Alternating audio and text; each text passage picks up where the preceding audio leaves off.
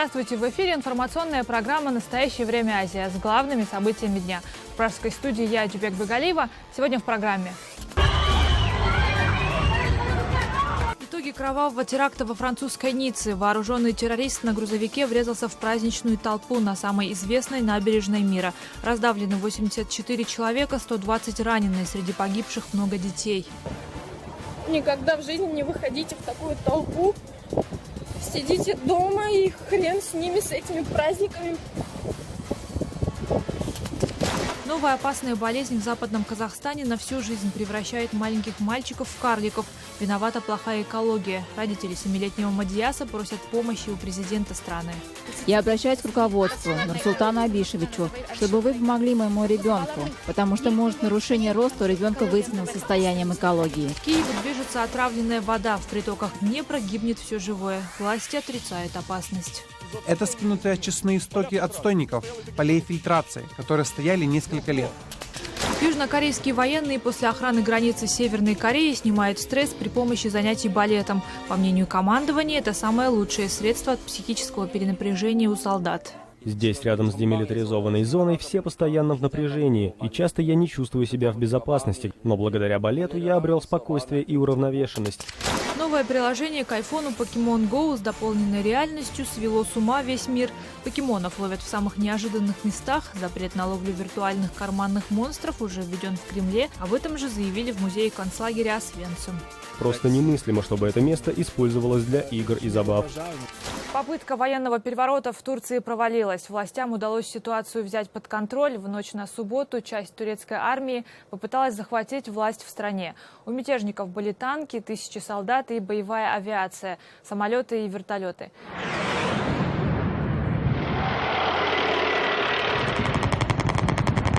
В крупных городах Турции раздавались мощные взрывы, а в столице Турции, Анкаре, шли настоящие бои между мятежниками и верными Эрдогану частями. Называются первые данные о погибших. Речь идет о 200 убитых с обеих сторон. Среди них 47 гражданских лиц. Более 1500 людей ранены. Переворот начался в 10 вечера в пятницу. Заговорщики захватили Генштаб и государственную телерадиокомпанию в Анкаре. По управлению полиции был нанесен воздушный удар. Долгое время не было информации о судьбе Эрдогана. Мировые СМИ успели сообщить, что он попросил политическое убежище в Германии, но это оказалось не так. И вскоре самолет президента приземлился в стамбульском аэропорту Ататюрк, где его встретила многотысячная толпа сторонников. Мятежники атаковали турецкий парламент с воздуха, когда внутри шло экстренное заседание. Вот видеокадры этой атаки изнутри здания.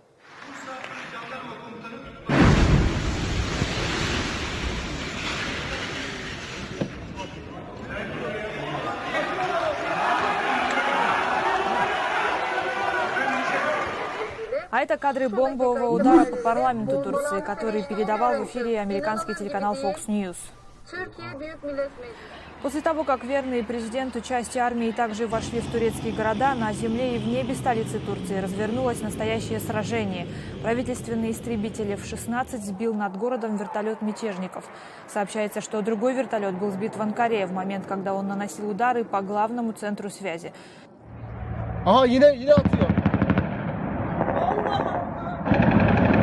В течение ночи приходили сообщения, что верные Эрдогану ВВС наносили бомбовые удары по площади Таксим в Стамбуле, где были сосредоточены танки и пехота заговорщиков.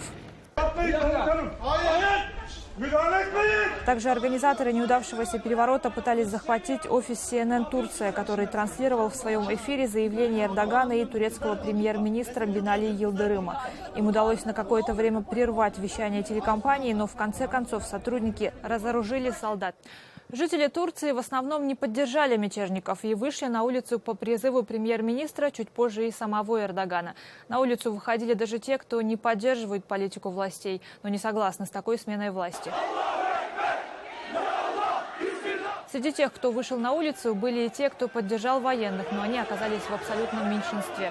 Жители турецких городов пытались останавливать танки руками и дрались с солдатами. В Стамбуле мятежные части открыли огонь по толпе людей.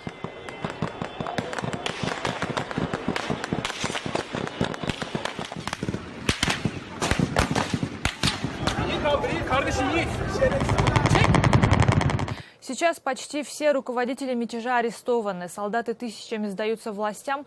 1500 причастных к перевороту военных задержаны. Однако, по информации премьер-министра Турции, уже арестованы 3000 человек. Среди них 5 генералов и 28 полковников вооруженных сил.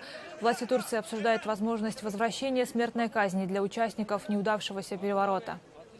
Несмотря на то, что мятеж подавлен сейчас, ситуация в Турции остается напряженной. Президент Турции Эрдоган заявил, что не исключает повторных попыток. Франция подводит печальные итоги кровавого теракта в Ницце. На момент записи нашей программы 84 человека числились погибшими, 120 ранеными. Президент Франции Олланд заявил, что 50 пострадавших находятся в очень тяжелом состоянии, 18 из них в критическом.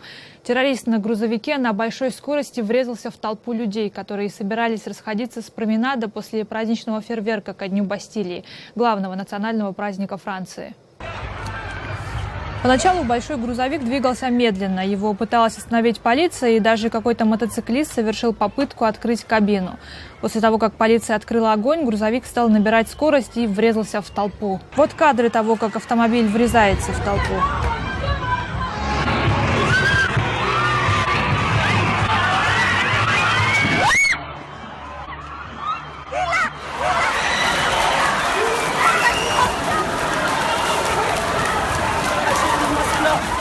Очевидцы утверждают, что террорист специально ехал в толпе зигзагами, чтобы задавить как можно больше людей.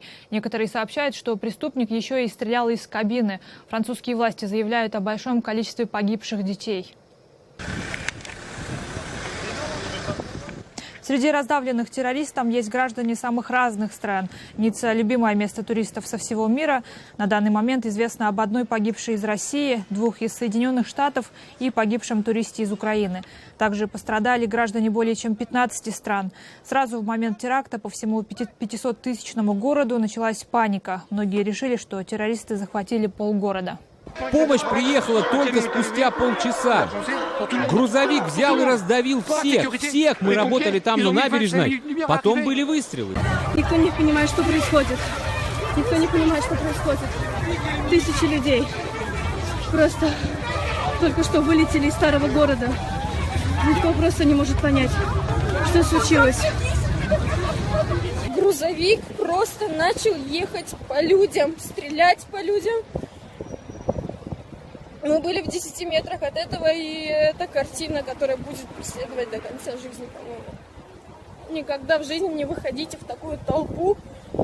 Сидите дома, и хрен с ними, с этими праздниками. Завтра будет известно уже, сколько убитых, сколько. До сих пор нет ясности, в какой момент полицейским удалось застрелить террориста. Даже после того, как грузовик остановился, полиция продолжала расстреливать его кабину. На данный момент личность водителя грузовика установлена. Это 31-летний выходец из Туниса, гражданин Франции Мухаммед Баэль. У него в кабине найдено оружие и гранаты. Возможно, он готовил куда более изощренное массовое убийство. Во время задержания террориста погиб начальник полиции Ниццы. Во время паники в первые минуты полиция и военные задерживали всех подряд, что еще больше напугало тех, кто убегал с места трагедии. В Ниццу сразу же прилетел министр внутренних дел Франции, а французский президент срочно обратился к нации и заявил, что чрезвычайное положение, объявленное после терактов в Париже, вводится вновь. Я решил, что чрезвычайное положение, которое должно было закончиться 26 июля, будет продлено еще на 3 месяца. Ничто не заставит нас уступить в нашей воле к борьбе с терроризмом. И мы еще раз усилим нашу деятельность в Сирии и Ираке. И мы будем уничтожать именно тех, кто нападает на нас, на нашей собственной земле. Мы найдем их во всех их норах. Жители Ниццы пребывают в шоке от случившегося. До этого теракта город считался одним из самых безопасных в Европе. В Ницце в пятницу утром приспустили государственные флаги. В четверг вечером не меньше 80 человек погибли на английской набережной. 25-тонный грузовик влетел в толпу в разгар празднования Дня взятия Бастилии. В результате перестрелки с полицией водитель был убит. Внутри машины было оружие и гранаты. На улицах курортного города утром непривычно тихо. Жители Ниццы не могут прийти в себя после случившегося. Я просто шокирован, по-настоящему потрясен. Я слышал шум, но и подумать не мог, что там такое происходит. Этим утром я просто не в себе, рассказал житель Ниццы. Мы все понимаем, что подобные вещи могут произойти где угодно, но такое... Извините, мне тяжело говорить. Я проснулся рано и увидел сотню пропущенных звонков от друзей, которые хотели знать, что случилось. А потом я посмотрел видео. Во Франции больше небезопасно. Я переехал сюда по работе пару месяцев назад. Ницца небольшой город, он не привлекает много внимания. Если такое место может быть мишенью, значит, что угодно может. На английской набережной криминалисты продолжают собирать улики. Личность водителя грузовика, убившего десятки людей, пока достоверно неизвестна. Французские власти называют произошедшее терактом. Ответственность пока никто не взял. На трагедию в Ницце откликнулся весь мир. Почти все мировые лидеры выразили поддержку и соболезнования французскому народу. А российский президент Владимир Путин, который не смог дозвониться до Оланда, напрямую обратился к нему и к народу Франции по телевидению. Понимаю, что сейчас у президента республики, как и у всего французского руководства, нет времени для телефонных разговоров, поэтому хочу обратиться к нему публично. Дорогой Франсуа, Россия знает, что такое террор и угрозы, которые он создает для всех нас. Наш народ не раз сталкивался с подобными трагедиями и глубоко переживает случившееся, сочувствует французскому народу и солидарен с ним. Также в числе первых свою поддержку выразили французам Соединенные Штаты Америки. Госсекретарь Джон Керри обратился к Франции из Кремля, где он как раз встречался с Путиным, обсуждая тему совместной борьбы с ИГИЛ. Мы, разумеется, присоединяемся к вашим соболезнованиям. Мы в ужасе от той кровавой бойни, что произошла вчера в Ницце. 7-летний малыш Мадияс из казахстанского Атырау страдает редким недугом – синдромом Ларона. Это один из видов карликовости. Рост мальчика составляет чуть больше 80 сантиметров, и, по всей видимости, Мадияс никогда уже не вырастет. Местные эксперты утверждают, что причиной этому плохая экология, и наверняка случай карликовости Мадияса будет далеко не последним. В гостях у семьи школьника побывали мои коллеги. На вид Мадиясу 2 года, но на самом деле мальчику 7 лет. В этом году он пошел в подготовительный класс. Одноклассники, увидев Мадияса, спрашивали, почему он такой маленький и почему не вырос. Мать ребенка говорит, что после этого Мадияс 3 дня не ел, пребывал в унынии и переживал. Мадиясу очень тяжело забираться на горку на игровой площадке и спускаться с нее, поэтому мама мальчика выходит во двор вместе с ним.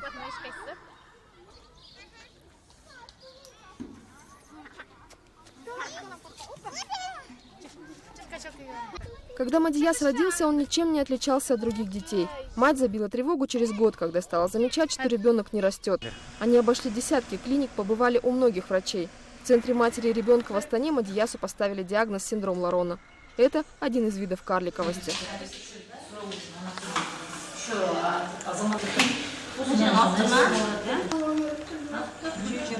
Почти. Первый раз, когда он обратился к нам в больницу, ему было 1 год и 8 месяцев, тоже мама уже жаловалась на отставание в физическом развитии. При обследовании мы выставили диагноз несахарный диабет, потому что у ребенка была жажда, повышенное мочеиспускание, сухость кожи. Назначена терапия, и ребенок для дальнейшего обследования и лечения по порталу госпитализации был отправлен в Астану. В Астане тоже осмотрен всеми специалистами. Генетиками. Выставляется диагноз ему синдром Ларона. Синдром Ларона – это карликовость у детей, у которых характеризуется нечувствительность рецепторов гормона роста. Поэтому такие дети у нас остаются маленькие. По Казахстану, это пока, насколько нам известно, это первый ребенок с таким диагнозом. Есть препарат инсулиноподобный фактор роста 1, который у нас в Казахстане, к сожалению, не зарегистрирован. Но, возможно, посредством с помощью этого препарата ребенок будет расти. Вся надежда Мадияса сейчас на это. Однако материальное положение семьи с 3 детьми не позволяет купить дорогостоящее лекарство. Работает только отец семейства Есбол Сундетбаев. У семьи нет собственного жилья.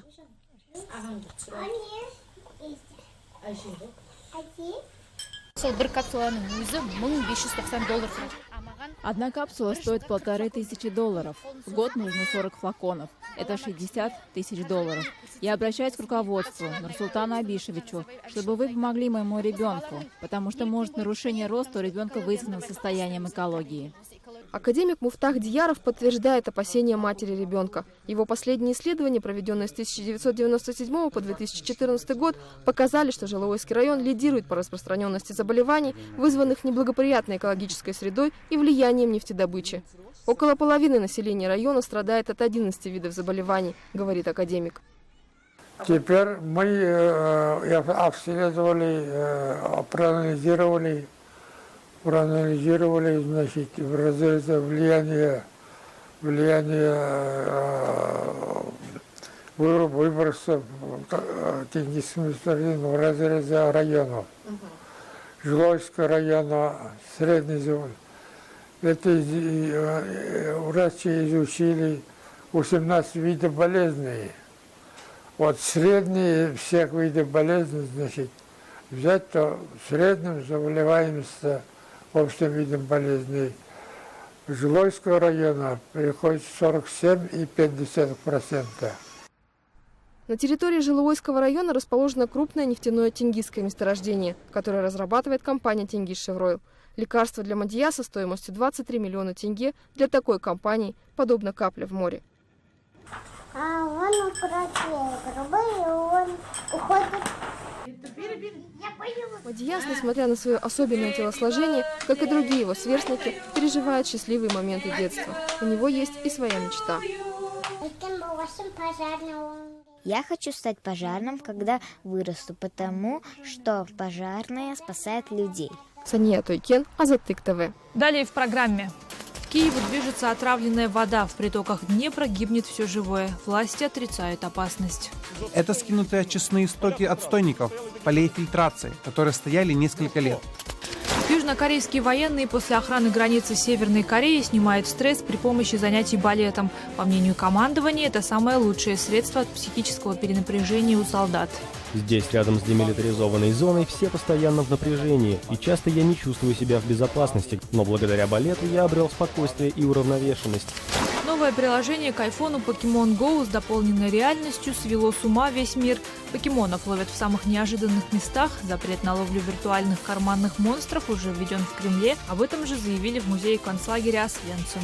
Просто немыслимо, чтобы это место использовалось для игр и забав. В столице Украины, Киеву, из верховья Днепра движется отравленная вода. Менее чем в 100 километрах умирает целая река Остер. За 2 недели там погибла фактически вся рыба и живность. Вода потемнела, а запах отпугивает всех, кто подходит к берегу. Однако власти утверждают, что никакой угрозы нет. Такой малоприятной работой эти рядовые спасатели заняты уже несколько дней. Накануне мертвой рыбы здесь наловили около 70 килограмм. Не на камеру спасатели жалуются. Вода продолжает мутнеть. Мертвой рыбы будет еще больше. Что мы можем сделать? Это только собрать рыбу. Лучше всего было бы открыть шлюз и сбросить воду, чтобы вода ушла, разбавилась там где-то в Десне. Меньше погибло бы рыбы. Но у нас такой установки нет. В городе Остер, который находится ниже по течению, рыба еще жива, но вода уже помутнела. Местные жители решили не ждать массового мора. Чисто вообще у нас обычно вода чистая, а сейчас река стала цвета кофе. Ночью, чтобы вода не застаивалась и очищалась, люди сами открыли шлюз, утром закрыли. А вот в городишке Козылец, что выше по течению, от реки осталось одно название. Невыносимый запах, пена на черной воде и ничего живого. Местные жители уверены, реку или по неосторожности, или из-за халатности отравило какое-то предприятие. Поехали в Нежин, где начинается фактически речка Остер. Нашли местный шлюз. Выше, где шлюза, вода чисто зеленая, красивая, прозрачная. Пошла, видно, канализация. Ну что вот если посмотреть вот так вот напрямую, там стоят отстойники, канализационные отстойники города Нежина. О том, что случилось с рекой Остер в Черниговской областной госадминистрации, совещались не один день. Ситуацию назвали контролируемой. Посторонние запахи и мор рыбы появились 22 июня. Из-за погодных условий такая ситуация наблюдалась до 4 июля. Но сейчас лабораторные и внешние показатели улучшились. Перед тем, как давать пресс-конференции, чиновнику просто надо выйти из кабинета, приехать сюда, посмотреть на это, почувствовать запах. И он перестанет говорить, что это водоросли цветут. После очередной пресс-конференции, на которой чиновники отрапортовали, что все под контролем, они съехались на берег Остра. Количество высокопоставленных на квадратный метр зашкаливало, каждый со своей версией происходящего. Что конкретно привело к таким последствиям, я сказать не могу. Причин несколько. Однозначно повлияли температурные условия. Возможно, был смыв с территории, на которой в прошлом году горели торфяники. Я не знаю, чему молчать. Я не знаю, чего все молчат. Какое солнце, люди добрые. Это скинутые очистные стоки отстойников, полей фильтрации, которые стояли несколько лет. Но все чиновники сошлись в одном – остановить мор рыбы и загрязнение реки государству не по карману. Да и зачем? Через несколько месяцев река сама очистится. На этом и разъехались, оставив местных жителей наедине с невыносимым запахом мертвой реки. Уляна Кондрашова, Николай Квас. Настоящее время. Киев. Военные в Южной Корее занялись балетом. Солдаты в буквальном смысле меняют сапоги на пуанты и раз в неделю занимаются хореографией. В командовании армии посчитали, что это поможет пограничникам, несущим службу на границе с КНДР, снимать стресс. Подробнее в следующем материале. Каждую неделю южнокорейские солдаты из батальона, расквартированного в городе Пхаджу на границе с КНДР, сменяют кирзовые сапоги на пуанты. Регулярные уроки балета, по словам командования, помогают им немного отвлечься от тягот военной службы в одном из самых неспокойных регионов мира. Здесь, рядом с демилитаризованной зоной, все постоянно в напряжении, и часто я не чувствую себя в безопасности. Но благодаря балету я обрел спокойствие и уравновешенность, а также сдружился с однополчанами. Наверное, я продолжу заниматься и после окончания службы. Военные уверяют, что занятия улучшают растяжку и укрепляют мышцы. Преподавательница, профессиональная танцовщица из Корейского национального балета, говорит, что вначале относилась к этой идее скептически. Быть солдатом – нелегкое дело, и я не была уверена, что смогу им чем-то помочь. Но теперь я рада, что нахожусь здесь. Я чувствую удовлетворение, когда вижу, как они улыбаются и потихоньку все больше наслаждаются балетом. В декабре военные собираются поставить большой спектакль. Их цель – затмить «Лебединое озеро» Петра Чайковского, балет, который они показывали в прошлом году. Игровым бестселлером, опасной зависимостью и даже происками сатаны уже назвали новую игру Pokemon Go. Всего за неделю приложение стало самым популярным в мире. Акции корпорации Nintendo взлетели почти на 30%. Это десятки миллиардов долларов. Игра работает по принципу дополненной реальности. В ней на картинку реального мира накладываются виртуальные объекты. Игроки ловят нарисованных покемонов в самых неожиданных местах, на кладбищах, в больницах и в правительственных зданиях. С момента выхода мобильного приложения Pokemon Go от компании Nintendo прошло чуть больше недели, но с тех пор игру уже скачали миллионы пользователей по всему миру. Программа с поддержкой дополненной реальности позволяет охотиться за героями популярного мультсериала в реальной жизни. Игра населяет покемонами не только улицы и парки, но и самые неожиданные места – рестораны, больницы и даже полицейские участки. Как оказалось, не все рады такому соседству. Руководство мемориального комплекса Аушвиц, в России и странах бывшего Советского Союза его знают под названием Освенцим, в среду обратилось к посетителям с просьбой не использовать приложение на территории музея. Бывший нацистский концентрационный лагерь Аушвиц-Биркенау – это не только музей, это прежде всего место поминовения, место, в которое приезжают не только, чтобы узнать историю, но и чтобы подумать, поразмышлять, помолиться. Просто немыслимо, чтобы это место использовалось для игр и забав. При этом игра официально еще не вышла на территории Польши. В среду к посетителям с такой же просьбой обратились представители и других мемориальных комплексов. Памятника жертвам терактов 11 сентября в Нью-Йорке, музея Холокоста в Вашингтоне, Арлингтонского национального кладбища в Виргинии. Это были все новости, о которых мы хотели вам рассказать. Читайте нас в социальных сетях и на сайте currenttime.tv. Мы встретимся с вами на следующей неделе в это же время. Всего доброго.